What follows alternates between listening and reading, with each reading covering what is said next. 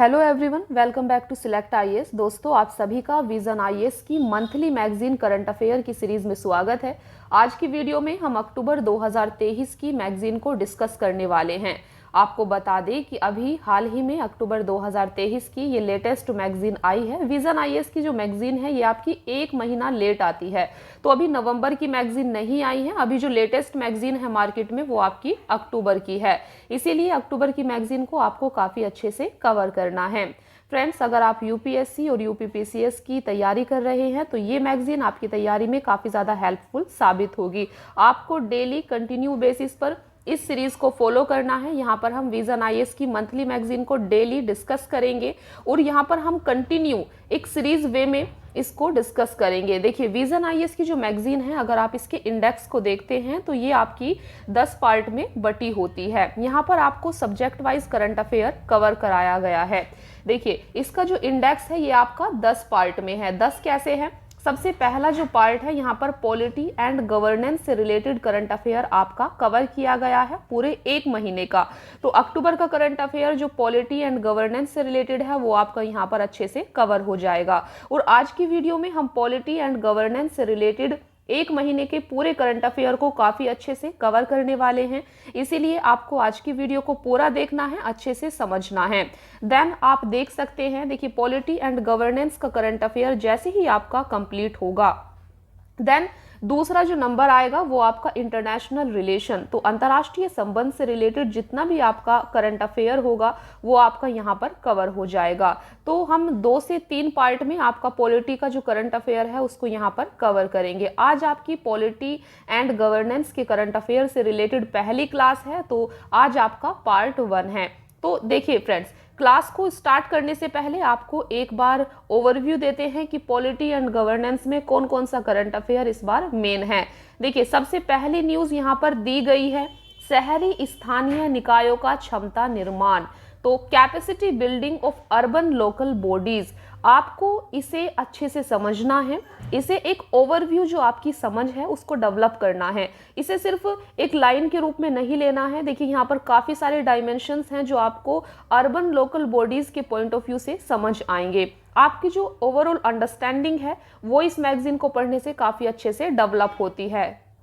तो इसीलिए आपको इसे सिर्फ एक लाइन का करंट अफेयर याद करने की तरह नहीं लेना है, बल्कि अपनी अंडरस्टैंडिंग को एक डेवलप करने के पॉइंट ऑफ व्यू से लेना है। तो यहाँ पर आपको अर्बन लोकल बॉडीज के सभी डायमेंशंस को काफ़ी अच्छे से बताया गया है और कैपेसिटी बिल्डिंग कमीशन क्या है यहाँ पर हम पढ़ने वाले हैं। दूसरी न्यूज़ है आपकी राजनीति का अपराधीकरण, क्रिमिनलाइजेशन ऑफ पॉलिटिक्स। तो आपको यहाँ पर समझाया गया है राजनीति का अपराधीकरण क्या होता है और ये न्यूज़ में क्यों है। तो अभी इसे लेकर एक रिपोर्ट आई है जिस कारण से ये आपका न्यूज़ में है, इसकी समझ आपको होना जरूरी है। अक्सर आपने न्यूज़ में सुना होगा राजनीति का अपराधीकरण, तो इसके सभी डायमेंशंस को काफ़ी अच्छे से खोलकर यहाँ पर बताया गया है।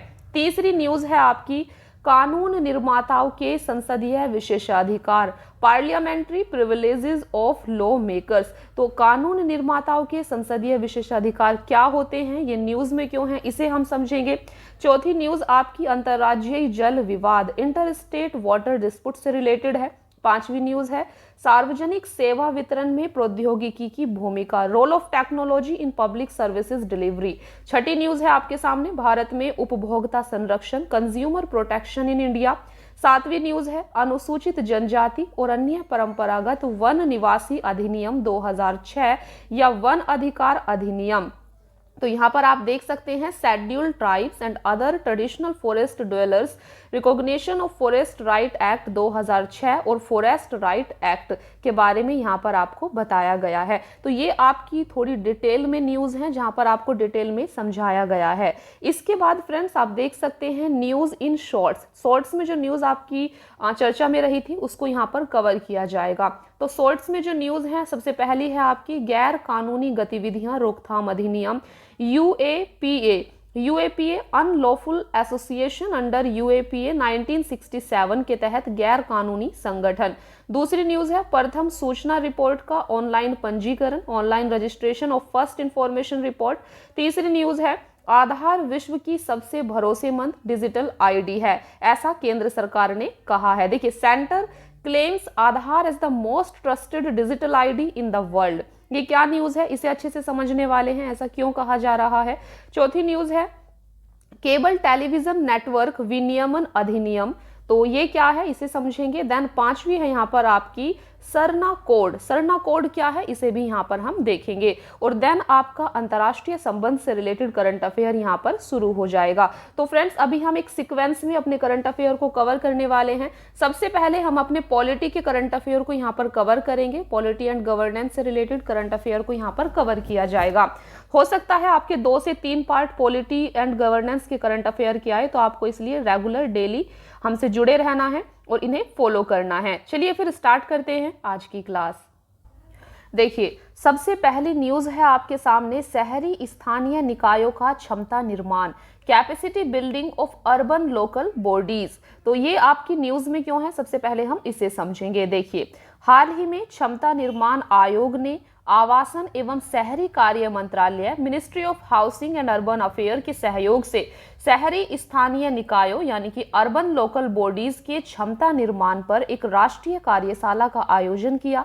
इसका उद्देश्य पूरे भारत में अर्बन लोकल बॉडीज की क्षमता विकास के लिए एकीकृत दृष्टिकोण को बढ़ावा देना है, इसीलिए ये आपका न्यूज में है। इससे रिलेटेड कुछ अन्य संबंधित तथ्यों को आप यहाँ पर समझ सकते हैं।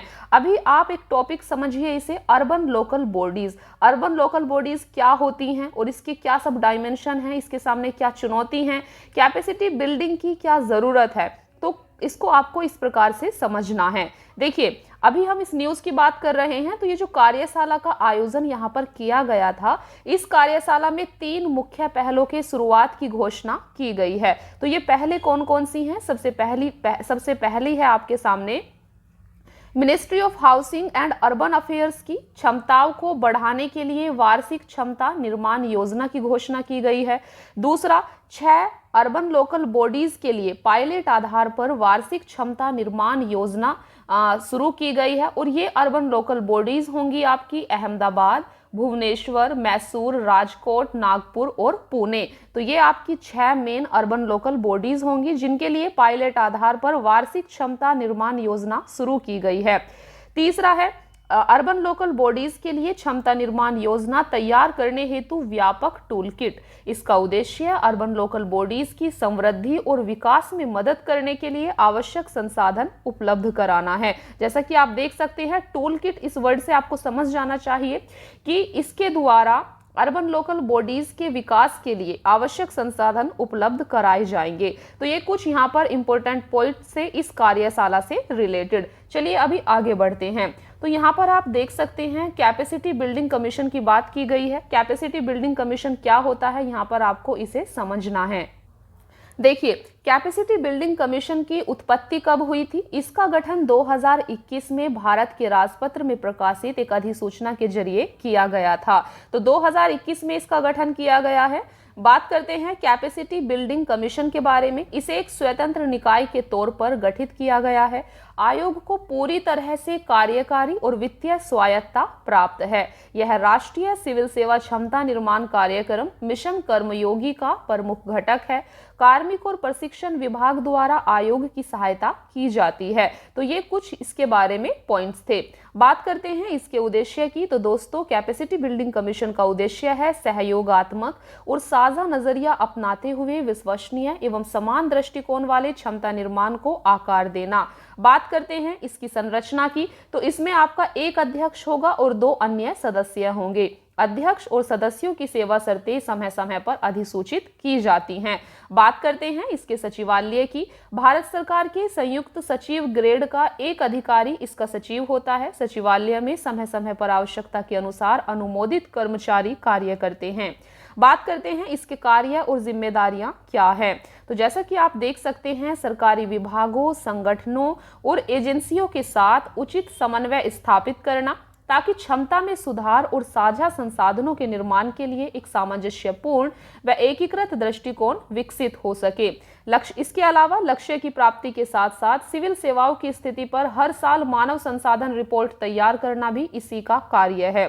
सरकारी सेवा में कार्यरत मानव संसाधनों को ऑडिट करना भी कैपेबिलिटी बिल्डिंग कमीशन का ही कार्य या फिर जिम्मेदारी है। तो यहाँ पर आपने शॉर्ट में कैपेसिटी बिल्डिंग कमीशन के बारे में समझा, ये क्या है, इसकी उत्पत्ति कब हुई है, इसका उद्देश्य क्या है, संरचना क्या होती है। तो इसके बारे में आपको थोड़ा ध्यान में रखना है क्योंकि ये आपका न्यूज में है। चलिए आगे बढ़ते हैं। अभी बात करते हैं अर्बन लोकल बॉडीज के बारे में। तो आपने देखिए हमारा जो टॉपिक है मेन यहाँ पर वो आपका शहरी स्थानीय निकाय अर्बन लोकल बॉडीज हैं। तो अर्बन लोकल बॉडीज के बारे में आप क्या जानते हैं, ये क्या होती हैं, यहाँ पर आपको इस चीज को समझना है। देखिए अर्बन लोकल बॉडीज लघु आकार वाले स्थानीय निकाय होते हैं। ये एक निश्चित या परिभाषित आबादी वाले शहर या कस्बे को प्रशासित या प्रबंधित करते हैं। शहरी शासन संविधान में राज्य सूची की प्रविष्टि संख्या 5 का विषय है। राज्य सूची का विषय होने के कारण अर्बन लोकल बॉडीज का प्रशासनिक ढांचा और कानून अलग अलग राज्यों में अलग अलग हैं। तो यहाँ पर आप देख सकते हैं अर्बन लोकल बॉडीज ये आपकी राज्य सूची का विषय है, इसीलिए हर राज्य में इसके लिए अलग अलग कानून हैं, अलग अलग प्रशासनिक ढांचा है। तो ये चीज आप यहाँ पर समझ सकते हैं। आई होप फ्रेंड्स आप सभी जानते होंगे जो हमारा केंद्र और राज्यों के बीच शक्तियों का बंटवारा है वो आपका 7वीं अनुसूची में दिया गया है, जिसके तहत 3 सूचियां बनाई गई हैं।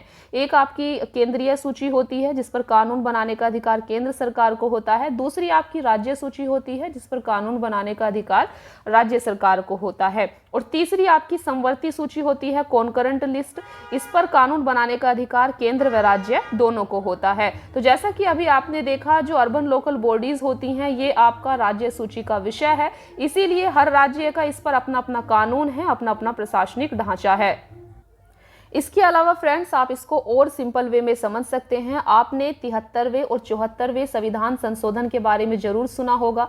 73वें संविधान संशोधन के द्वारा पंचायती राज की स्थापना की गई है और 74वें संविधान संशोधन के द्वारा आप सभी को पता है म्युनिसिपल यानी कि नगर पालिका, नगर परिषद इनकी स्थापना की गई है। तो 73वां और 74वां संविधान संशोधन आपका बेसिकली लोकल गवर्नमेंट स्थानीय शासन से रिलेटेड है।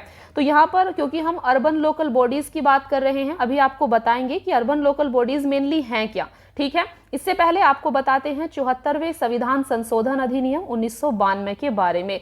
तो फ्रेंड्स 74वें संविधान संशोधन अधिनियम 1992 के तहत शहरी स्थानीय सरकारों को औपचारिक रूप से सरकार के तीसरे स्तर के रूप में मान्यता दी गई है। तो 74वां संविधान संशोधन आपके लिए काफी ज्यादा इंपॉर्टेंट है। देखिए 74वें संविधान संशोधन अधिनियम में 3 प्रकार की अर्बन लोकल बॉडीज के गठन का प्रावधान किया गया है। सबसे पहली है आपके सामने नगर पंचायत, दूसरी है आपकी देखिए 1 मिनट, तो सबसे पहली है आपके सामने नगर पंचायत, दूसरी है नगर पालिका परिषद और तीसरी है नगर निगम। तो यहाँ पर आपको समझना है ये क्या है। देखिए ये तीनों ही आपकी अर्बन लोकल बॉडीज हैं। जो हम बार बार वर्ड यूज कर रहे हैं अर्बन लोकल बॉडीज, तो आपको समझना है कि अर्बन लोकल बॉडीज के अंदर आपकी नगर पंचायत, नगर पालिका परिषद और नगर निगम है, क्योंकि इनका प्रावधान शहरी स्थानीय प्रशासन के लिए किया गया है। आपको यहाँ पर समझना है नगर पंचायत की स्थापना कहाँ पर होगी, नगर पालिका परिषद की स्थापना कहाँ पर होगी और नगर निगम कहाँ पर कार्य करेगी। देखिए जो नगर पंचायत होती है वो ऐसे क्षेत्र में कार्य करती है, ग्रामीण क्षेत्र से शहरी क्षेत्र में परिवर्तित हो रहे क्षेत्र के लिए नगर पंचायत का गठन किया जाता है। इसके अलावा छोटे शहरी क्षेत्रों के लिए नगर पालिका परिषद म्युनिसिपल काउंसिल का गठन किया जाता है और बड़े शहरी क्षेत्रों के प्रशासन के लिए म्युनिसिपल कॉरपोरेशन यानी कि नगर निगम का गठन किया जाता है। तो ये पॉइंट्स आपको यहाँ पर याद रखना है। इसके अलावा अधिनियम के द्वारा राज्य सरकारों को अधिकार प्रदान किया गया है। तो इस संविधान संशोधन के द्वारा राज्य सरकारों को अधिकार प्रदान किया गया है। वह इन निकायों को अपने अधिकार क्षेत्र से राजस्व एकत्रित करने संबंधी कुछ कार्य, अधिकार और शक्ति सौंपे तथा निर्धारित समय पर इनका चुनाव कराया जाना अनिवार्य करे। तो ये है आपकी अर्बन लोकल बॉडीज। यहाँ पर आप अर्बन लोकल बॉडीज के कार्यों के बारे में समझ सकते हैं। तो इनके कार्य मेनली क्या होते हैं, नगर नियोजन जिसमें शहरी नियोजन भी शामिल है, यानी कि नगर के लिए प्लानिंग करना, भूमि उपयोग तथा भवनों, सड़कों एवं पुलों के निर्माण का विनियमन करना, शहरी गरीबी उन्मूलन इत्यादि ये आपकी अर्बन लोकल बॉडीज के कार्य होते हैं। इसके साथ ही आप यहाँ पर समझ सकते हैं कि अर्बन लोकल बॉडीज के लिए क्षमता निर्माण की आवश्यकता क्यों है, why capacity building program is need. Is needed for urban local bodies. तो अर्बन लोकल बॉडीज के लिए क्षमता निर्माण की आवश्यकता क्यों है, यहाँ पर आप समझ सकते हैं। देखिए कुछ पॉइंट्स दिए गए हैं। सबसे पहला पॉइंट है आपके सामने बॉटम अप दृष्टिकोण। बॉटम अप दृष्टिकोण या योजना निर्माण के जरिए क्षेत्रीय आकांक्षाओं अर्थात आर्थिक एवं सामाजिक विकास को पूरा करने के लिए अर्बन लोकल बॉडीज के क्षमता निर्माण की आवश्यकता है। दूसरा, भारत के शहरी केंद्र देश के लिए विकास के इंजन के रूप में कार्य करते हैं और देश की आर्थिक समृद्धि में लगभग 2/3 योगदान करते हैं। तीसरा, 2018 में भारत की शहरी आबादी लगभग 46 करोड़ थी। ऐसा अनुमान है कि यह दोगुनी होकर 2050 तक लगभग 87.6 करोड़ हो जाएगी। नेक्स्ट है आपका स्मार्ट सिटी मिशन, अमृत मिशन आदि योजनाओं के सफल एवं प्रभावी क्रियान्वयन के लिए। पांचवा है यहाँ पर अर्बन लोकल बॉडीज के योजना निर्माण संबंधी प्रक्रियाओं और संस्थागत भूमिकाओं व कार्यों को सुव्यवस्थित करने के लिए, ताकि वे स्थानीय और क्षेत्रीय योजनाओं को सार्थक रूप दे सकें। तो यहाँ पर आपने देखा कि अर्बन लोकल बॉडीज के लिए क्षमता निर्माण की आवश्यकता क्यों है। तो यहाँ पर आपको ये 5 पॉइंट दिए गए हैं, इन्हें आपको ध्यान रखना है। चलिए अभी आगे बढ़ते हैं। फ्रेंड्स, यहाँ पर आप देख सकते हैं अर्बन लोकल बॉडीज के लिए क्षमता निर्माण हेतु किए गए उपायों को। तो कौन कौन से उपाय हैं जो इनकी क्षमता निर्माण के लिए सरकार के द्वारा किए गए हैं। सबसे पहला है आपके सामने शहरी स्थानीय निकायों के लिए क्षमता निर्माण योजना। इसका उद्देश्य है बेहतर प्रशासन और वित्तीय प्रबंधन हेतु बेटर फाइनेंशियल मैनेजमेंट के लिए क्षमता निर्माण के जरिए शहरी स्थानीय सरकारों को मजबूत करना है, जैसा कि 11वीं पंचवर्षीय योजना में बताया गया है। तो यहाँ पर आप देख सकते हैं 11वीं पंचवर्षीय योजना का जिक्र किया गया है। ये चीज आपको ध्यान रखनी है कि शहरी स्थानीय निकायों के लिए क्षमता निर्माण का जिक्र आपका 11वीं पंचवर्षीय योजना में किया गया है। नेक्स्ट है शहरी विकास के लिए क्षमता निर्माण परियोजना। यह विश्व बैंक द्वारा सहायता प्राप्त योजना है और इसका उद्देश्य है चुनिंदा अर्बन लोकल बॉडीज का क्षमता निर्माण करना, शहरों को बेहतर प्रबंधन के लिए उनके कौशल में सुधार करना और शहरी गरीबी को कम करना। इसके अलावा जो नेक्स्ट प्रोग्राम है वो है आपका राष्ट्रीय शहरी डिजिटल मिशन। तो राष्ट्रीय शहरी digital mission ministry of housing and urban affair ने 2021 में इस मिशन की शुरुआत की थी। यह भारत के शहरी स्थानीय निकायों में नागरिक केंद्रित डिजिटल क्रांति लाने पर आधारित है। इसका उद्देश्य देश में डिजिटल गवर्नेंस के लिए एक रूपरेखा प्रदान करने हेतु एक साझा डिजिटल अवसंरचना तैयार करना है। यह रूपरेखा 3 स्तंभों या 3P का मतलब है यहाँ पर पीपल, प्रोसेस एंड प्लेटफॉर्म को ध्यान में रखती है। इस मिशन को संचालित करने का कार्य national institute of urban affairs को सौंपा गया है। National institute of urban affairs की स्थापना 1976 में हुई थी। यह शहरी विकास एवं प्रबंधन हेतु अनुसंधान, प्रशिक्षण और सूचना प्रसार के लिए कार्यरत एक प्रमुख संस्थान है। अगला जो प्रोग्राम है वो है आपका जवाहरलाल नेहरू राष्ट्रीय शहरी नवीकरण मिशन। यह मिशन निम्नलिखित पर ध्यान केंद्रित करता है। सबसे पहला, शहरी अवसंरचना और सेवा वितरण प्रणाली में दक्षता लाना। दूसरा, सामुदायिक भागीदारी को बढ़ावा देना। इसके अलावा नागरिकों के प्रति अर्बन लोकल बॉडीज या सरकारी स्वामित्व वाली एजेंसियों की जवाबदेही सुनिश्चित करना। नेक्स्ट है म्युनिसिपल बॉन्ड। म्युनिसिपल बॉन्ड क्या होता है, यहाँ पर आपको समझना है। देखिए, ये भारत में नगर निगमों और अन्य संबंधित निकायों द्वारा धन जुटाने के लिए जारी किए जाने वाले वित्तीय इंस्ट्रूमेंट्स होते हैं। तो म्युनिसिपल बॉन्ड क्या होते हैं? म्युनिसिपल बॉन्ड बेसिकली नगर निगमों के द्वारा जारी किए जाते हैं। क्यों जारी किए जाते हैं? धन जुटाने के लिए। तो ये धन जुटाने के लिए इनका एक वित्तीय इंस्ट्रूमेंट होता है। ये चीज आप यहाँ पर याद रखेंगे।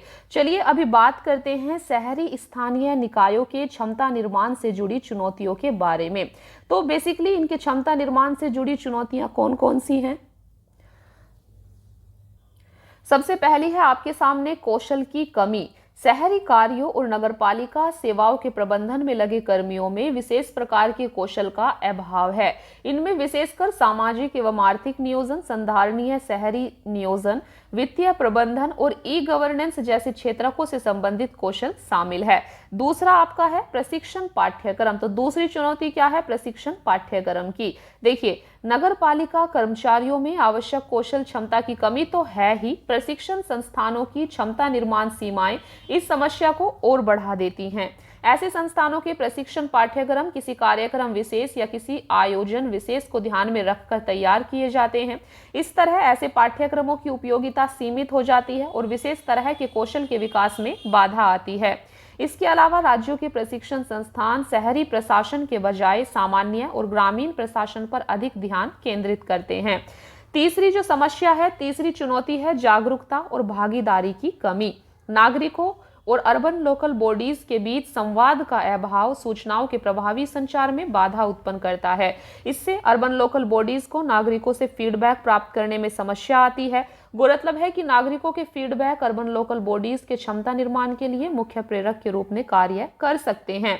अगली चुनौती है अधिकारों का आंशिक हस्तांतरण। ये बहुत बड़ी चुनौती है अर्बन लोकल बॉडीज के सामने या लोकल गवर्नेंस के सामने। देखिए, 73वें और 74वें संविधान संशोधन अधिनियम के तहत स्थानीय निकायों हेतु विभिन्न कार्यों को सूचीबद्ध किया गया है। हालांकि व्यवहार में इन्हें पर्याप्त वित्तीय अधिकार हस्तांतरित नहीं किए गए हैं। अतः स्थानीय शासन के पास जिम्मेदारियां तो अधिक हैं, लेकिन इन्हें पूरा करने के लिए पर्याप्त वित्तीय अधिकार उपलब्ध नहीं है। उदाहरण के लिए बिहार के अर्बन लोकल बॉडीज की कमजोर वित्तीय स्थिति के मुख्य कारणों में शामिल है अनुदानों को जारी करने में देरी, फंड्स का अपर्याप्त हस्तांतरण, कर की दरों में संशोधन करने में देरी, भूमि जोतों का आकलन करने में देरी इत्यादि। तो ये शहरी स्थानीय निकायों के क्षमता निर्माण से जुड़ी चुनौतियां थी जिन्हें हमने यहाँ पर समझा है। चलिए अभी बात करते हैं आगे की राह क्या हो सकती है। देखिए, सबसे पहला प्रशिक्षण पर फोकस करना होगा। गुणवत्तापूर्ण प्रशिक्षण कंटेंट डिजाइन किया जाना चाहिए। इसमें क्लासरूम आधारित प्रशिक्षण और ऑन फील्ड प्रशिक्षण की जरूरतों वाले कंटेंट शामिल होने चाहिए। इसके अलावा निजी, शैक्षणिक तथा गैर सरकारी प्रशिक्षण और अनुसंधान संगठनों को इसमें शामिल करने से क्षमता निर्माण संस्थानों की कमी को पूरा किया जा सकता है। दूसरा, पेशेवरों की दक्षता में वृद्धि करना। देखिए, नगरपालिका विभागों में एक मजबूत और दक्ष कार्यबल के निर्माण हेतु कैडर प्रणाली विकसित की जानी चाहिए और इन्हें विशेष कार्यों हेतु विशिष्ट प्रशिक्षण भी प्रदान किया जाना चाहिए। इसका एक उदाहरण है इंजीनियरिंग विभाग। इसके अलावा नगरपालिका की पेशेवर दक्षता को बढ़ाने के लिए नगरपालिका कैडर, विशेष रूप से बड़े अर्बन लोकल बॉडीज में विशेष कौशल वाले पेशेवरों की पार्श्व नियुक्ति, लैटरल हायरिंग की जा सकती है। इसके अलावा जागरूकता पैदा करना, नागरिकों को संगठित करने, उनकी सक्रिय भागीदारी सुनिश्चित करने और जनता के बीच जागरूकता पैदा करने के लिए अभियान चलाए जा सकते हैं। इनमें शैक्षणिक संस्थानों, गैर सरकारी संगठनों इत्यादि की भी मदद ली जा सकती है। इसके अलावा जो मेन है, राजकोषीय विकेंद्रीकरण पर फोकस करना होगा। स्थानीय शासन के प्रभावी संचालन के लिए वित्तीय विकेंद्रीकरण एक आवश्यक पहलू है। जहां तक संभव हो संसाधन जुटाने के साथ साथ व्यय के मामलों में स्वायत्तता प्रदान करने पर भी ध्यान दिया जाना चाहिए। इसमें स्थानीय संस्थानों की प्रशिक्षण हेतु धन आवंटित करने और विकास संबंधी कार्यों को प्रभावी ढंग से पूरा करने की उनकी क्षमता बढ़ेगी। नेक्स्ट है तालमेल। स्थानीय शासन के निकायों के बीच तालमेल बढ़ाने और एकरूपता लाने के लिए स्थानीय निकायों की संरचनाओं को संस्थागत बनाना चाहिए। इसमें अप्रत्यक्ष रूप से अर्बन लोकल बॉडीज की संस्थागत और मानव संसाधन क्षमता में वृद्धि होगी।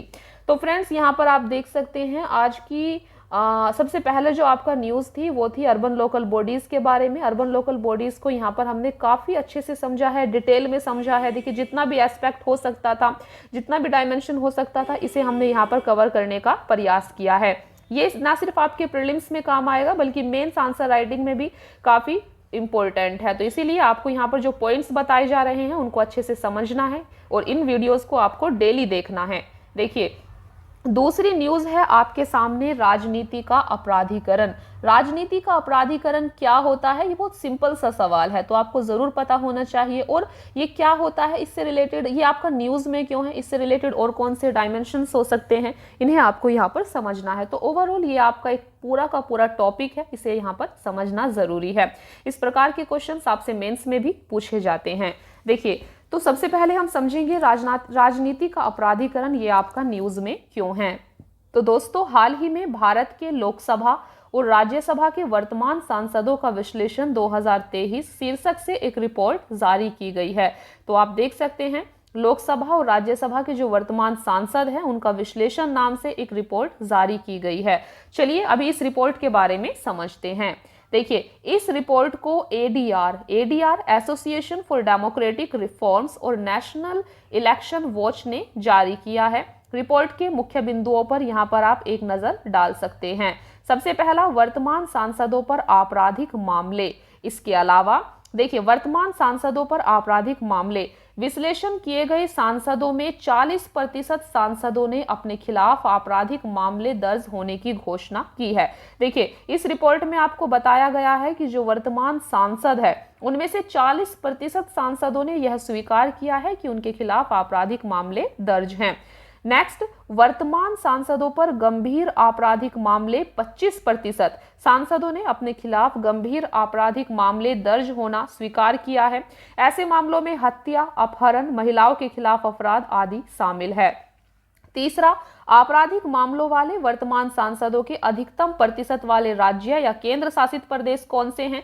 तो इन राज्यों में आपका मेनली आते हैं लक्षद्वीप, केरल, बिहार और महाराष्ट्र। इनमें सबसे ज्यादा आपराधिक मामले वाले राज्य हैं। इसके अलावा 1999 में आईआईएम अहमदाबाद के प्रोफेसरों के एक समूह ने एडीआर की स्थापना की थी। तो आप यहाँ पर देख सकते हैं, देखिए एडीआर के द्वारा ही इस रिपोर्ट को जारी किया गया है। एडीआर की स्थापना किसने की थी? तो 1999 में इसकी स्थापना हुई थी। अहमदाबाद के प्रोफेसरों के एक समूह के द्वारा इसकी स्थापना की गई थी। और इसका उद्देश्य क्या है? इसका उद्देश्य है निर्वाचन यानी कि इलेक्शंस और राजनीतिक सुधारों के क्षेत्र में निरंतर कार्य करते हुए शासन व्यवस्था में सुधार करना एवं लोकतंत्र को मजबूत करना इसका उद्देश्य है। तो एसोसिएशन ऑफ डेमोक्रेटिक रिफॉर्म्स, इसके बारे में आपको यहाँ पर याद रखना है। इसी के द्वारा ये रिपोर्ट जारी की गई है। चलिए आगे देखते हैं। अभी समझने का प्रयास करते हैं राजनीति के अपराधीकरण का प्रभाव क्या पड़ता है। सबसे पहला देखिए दोस्तों, राजनीति के अपराधीकरण के प्रभाव को समझने से पहले आपको समझना होगा राजनीति का अपराधीकरण क्या होता है, इसका आखिर मतलब क्या है। देखिए, तो यहाँ पर आप राजनीति का अपराधीकरण को समझ सकते हैं। तो इसका अर्थ बेसिकली द्वितीय प्रशासनिक सुधार आयोग ने अपनी चौथी रिपोर्ट में इसका अर्थ बताया है। तो देखिए, जो आपका द्वितीय प्रशासनिक सुधार आयोग है, इसकी चौथी रिपोर्ट है शासन में नैतिकता, एथिक्स इन गवर्नेंस में। तो इसने बताया है कि चुनावी प्रक्रिया में अपराधियों की भागीदारी को राजनीति का अपराधीकरण कहा गया है। जब चुनावी प्रक्रिया में अपराधियों की भागीदारी होने लग जाती है तो उसे राजनीति का अपराधीकरण कहा जाता है। ये इसकी एक सिंपल सी डेफिनेशन है और जो हमने या आपने नहीं दी है, बल्कि ये जो आपका सेकंड एडमिनिस्ट्रेटिव रिफॉर्म कमीशन था यानी कि द्वितीय प्रशासनिक सुधार आयोग था, इसने अपनी चौथी रिपोर्ट एथिक्स इन गवर्नेंस में ये राजनीति के अपराधीकरण की एक सिंपल सी डेफिनेशन दी है। इन्होंने कहा है कि चुनावी प्रक्रिया में अपराधियों की भागीदारी को राजनीति का अपराधीकरण कहा जाता है। तो आप भी इसे याद रख सकते हैं। चलिए अभी यहाँ पर बात करते हैं राजनीति के अपराधीकरण के लिए जिम्मेदार कारक कौन कौन से होते हैं। सबसे पहला, सांठगांठ। आप सभी को पता है कि सांठगांठ राजनीति के अपराधीकरण के लिए सबसे मेन कारक है। देखिए, अर्थात आपराधिक गिरोहों, पुलिस, नौकरशाही और राजनेताओं के बीच सांठगांठ या गठजोड़, तो ये अपराधीकरण के लिए जिम्मेदार एक महत्वपूर्ण कारक है। आप सभी को पता है इनके बीच अपने अपने इंटरेस्ट को, अपने अपने हितों को पूरा करने के लिए आपस में सांठगांठ हो जाती है, जो राजनीति के अपराधीकरण को जन्म देता है। दूसरा है बाहुबल। राजनीतिक दल और निर्दलीय उम्मीदवार काफी पैसा खर्च कर वोट खरीदने एवं अन्य अवैध गतिविधियों को अंजाम देने के लिए अपराधियों का सहारा लेते हैं। तो जो राजनेता होते हैं वो चुनाव जीतने के लिए अपराधियों का सहारा लेते हैं। इसे कहा जाता है यहाँ पर आपका बाहुबल। तो बाहुबल भी कहीं ना कहीं राजनीति के अपराधीकरण के लिए जिम्मेदार है। तीसरा है जीतने की संभावना। देखिए, एडीआर की एक रिपोर्ट के अनुसार ऐसा कहा गया है कि साधारण उम्मीदवारों की तुलना में आपराधिक छवि वाले उम्मीदवारों की जीतने की संभावना दोगुनी होती है। इसके अलावा समय पर लोगों को न्याय न मिलना और विधि के शासन की उपेक्षा होना, न्यायिक प्रक्रिया में लगने वाले समय और इससे संबंधित उच्च लागत के चलते भी ऐसा होता है। इसके अलावा वोट बैंक भी एक महत्वपूर्ण कारक है राजनीति के अपराधीकरण के लिए। प्राय राजनीतिक दल अपराधियों को बढ़ावा देते हैं और वोट के बदले उन्हें कैबिनेट पद देने का वादा करते हैं। इसके अलावा धन बल, चुनावी खर्च के लिए तय कानूनी सीमा बहुत कम है, इसलिए सीमा से अधिक खर्च करने के लिए कई उम्मीदवार अक्सर अपराधियों की मदद लेते हैं। इसके अलावा कुछ अन्य कारक भी हैं, भ्रष्टाचार, अपराधियों और राजनेताओं के बीच सांठगांठ आदि। तो यहाँ पर आपने राजनीति का अपराधीकरण समझा। राजनीति का अपराधीकरण क्या होता है? चुनावी प्रक्रिया में अपराधियों की भागीदारी ही राजनीति का अपराधीकरण है। और इसके लिए जिम्मेदार कारक कौन कौन से हैं, यहाँ पर हमने इन्हें काफी अच्छे से समझा है। चलिए अभी समझने का प्रयास करते हैं राजनीति के अपराधीकरण का प्रभाव क्या पड़ता है। सबसे पहला प्रभाव, भ्रष्टाचार का संस्थागत होना एवं विश्वास में कमी आना। देखिए, भ्रष्टाचार तब उत्पन्न होता है जब कानून के शासन की अवहेलना की जाती है और यह राजनीति के अपराधीकरण से संबंधित हो जाता है। इसके अलावा ट्रांसपेरेंसी इंटरनेशनल द्वारा जारी किए गए करप्शन परसेप्शन इंडेक्स 2022 के अनुसार भारत 180 देशों में 85वें स्थान पर है। तो आपको याद रखना है करप्शन परसेप्शन इंडेक्स में भारत की कौन सी रैंक है, तो भारत 180 देशों में से 85 यानी कि 85वें स्थान पर है। इसे कौन जारी करता है? ट्रांसपेरेंसी इंटरनेशनल के द्वारा यह जारी किया जाता है। इसके अतिरिक्त यदि आपराधिक पृष्ठभूमि वाले राजनेता लोकपद धारण करते हैं तो इससे राजनीतिक व्यवस्था में जनता का विश्वास कम होने लगता है। देखिए, अगर अपराधी ही आपके राजनेता बनने लगेंगे, कानून बनाने वाले बनने लगेंगे, तो ऐसे में जनता का विश्वास कानून से उठ जाएगा। ठीक है, इसे राजनीति का अपराधीकरण का प्रभाव के रूप में आप ले सकते हैं। तो इससे क्या होता है? भ्रष्टाचार संस्थागत हो जाता है और जनता के विश्वास में कमी आती है। तो सबसे पहला प्रभाव तो हमने ये देखा। दूसरा प्रभाव, राजनीतिक दलों का अपराधीकरण। अब राजनीतिक दलों का अपराधीकरण कैसे होता है? ऐसा इस कारण होता है क्योंकि आपराधिक तत्व राजनीतिक दलों पर नियंत्रण हासिल करके उनका अपने निजी लाभ हेतु उपयोग करने लगते हैं। देखिए, चुनाव के समय जब अपराधी राजनीतिक दलों को सपोर्ट करते हैं, उनका चुनाव जीतने में मदद करते हैं, तो बाद में जो अपराधी होते हैं वो राजनीतिक दलों पर अपना नियंत्रण स्थापित कर लेते हैं और उनसे अपने हित में काम कराने लगते हैं, जो राजनीति के अपराधीकरण को जन्म देता है। तो आप देख सकते हैं, एक बार फिर से देखिए, ऐसा इस कारण से होता है क्योंकि आपराधिक तत्व राजनीतिक दलों पर नियंत्रण हासिल करके उनका अपने निजी लाभ हेतु उपयोग करने लगते हैं। इससे दल के आंतरिक लोकतंत्र पर भी प्रतिकूल प्रभाव पड़ सकता है।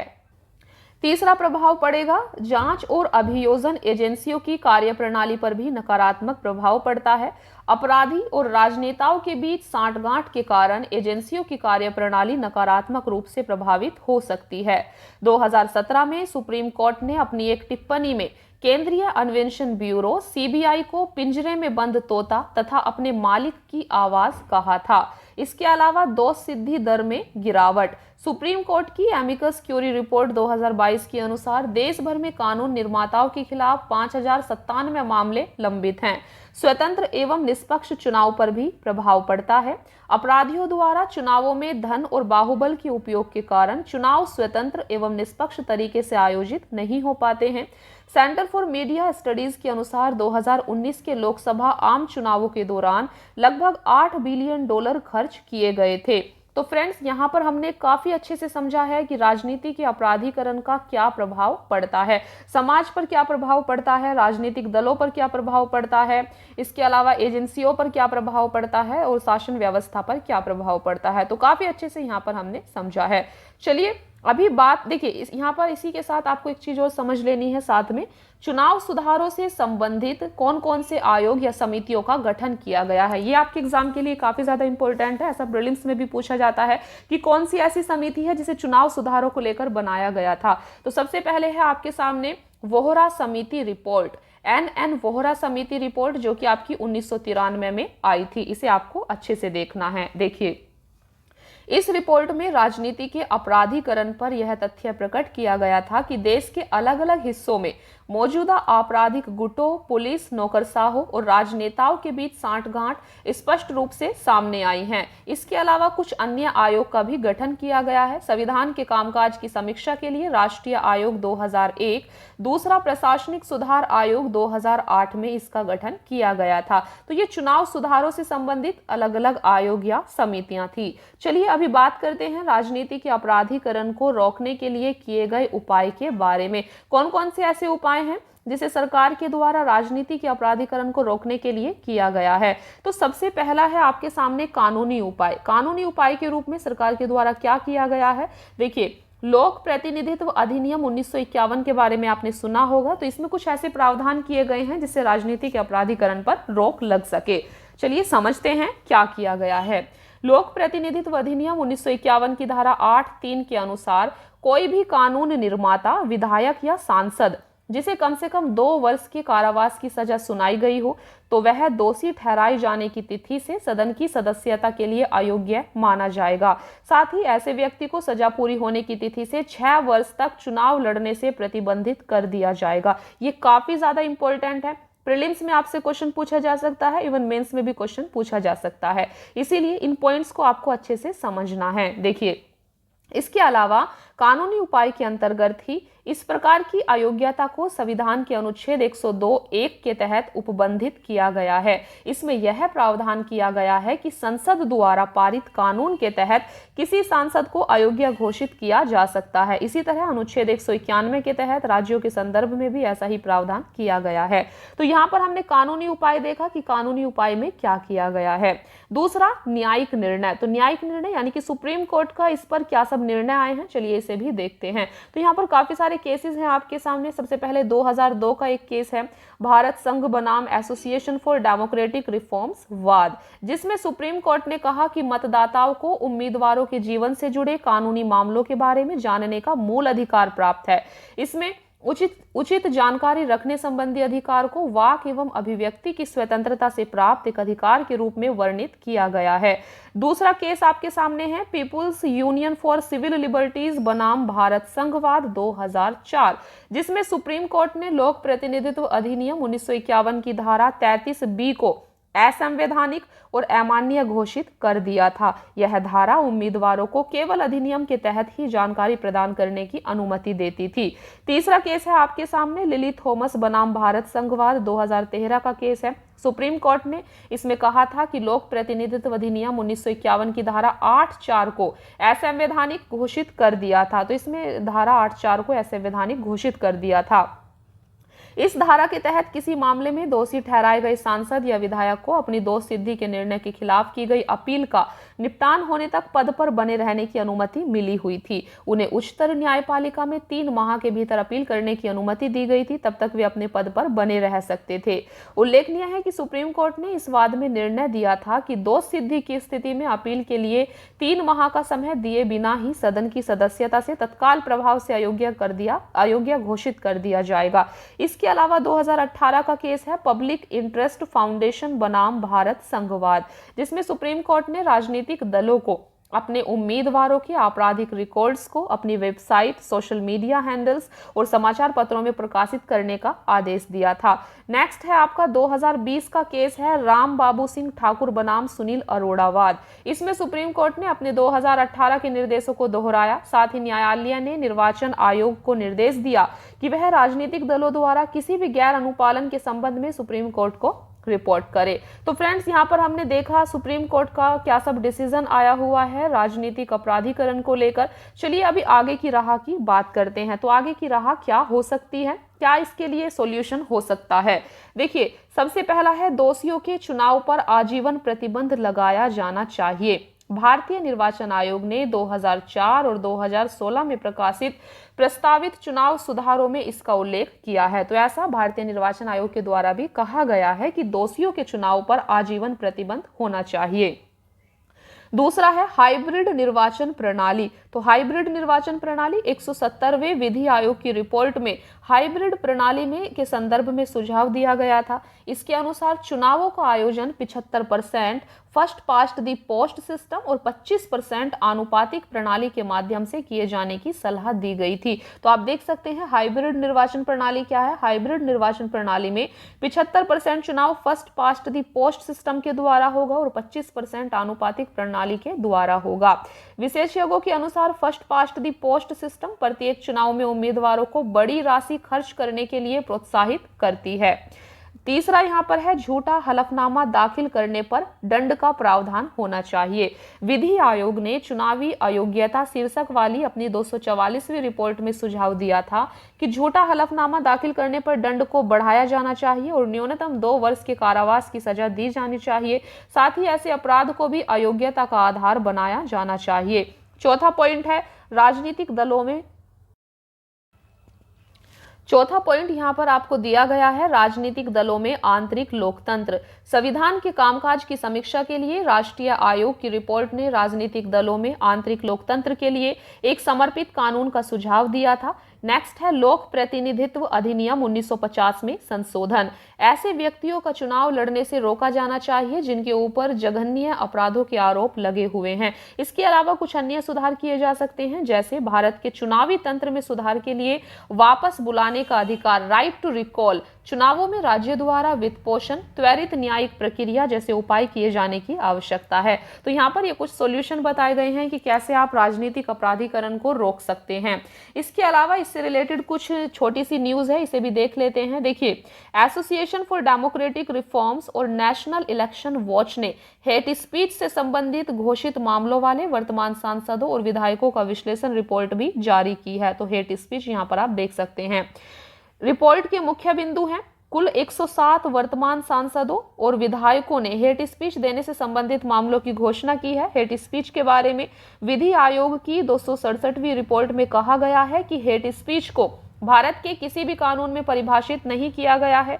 हालांकि कुछ कानून की धाराएं वाक स्वतंत्रता के अपवाद के रूप में वाक के चुनिंदा रूपों पर रोक लगाती है। तो फ्रेंड्स, आज की वीडियो में हमने अभी जो हमने समझा है टॉपिक, वो था आपका राजनीतिक अपराधीकरण। काफी डिटेल में इस टॉपिक को हमने यहाँ पर डिस्कस किया है। आई होप कि आपको आज की क्लास पसंद आई होगी। वीडियो को ज्यादा बड़ा नहीं करेंगे, वीडियो को ज़्यादा बड़ा नहीं करना है। अभी इसके ऊपर आपकी नेक्स्ट क्लास आने वाली है, तो नेक्स्ट क्लास में हम आगे का जो करंट अफेयर है इसे कवर करेंगे। तो 2 से 3 पार्ट में आपका पॉलिटी एंड गवर्नेंस का पूरा करंट अफेयर काफ़ी अच्छे से कवर हो जाएगा। बस आपको रेगुलर वीडियो देखना है, इसे फॉलो करना है अच्छे से और समझना है। तो दोस्तों, आज की वीडियो में इतना ही, मिलते हैं फिर नेक्स्ट क्लास में। Thank you so much friends for watching the class. Keep watching, please like, share and subscribe. Thank you.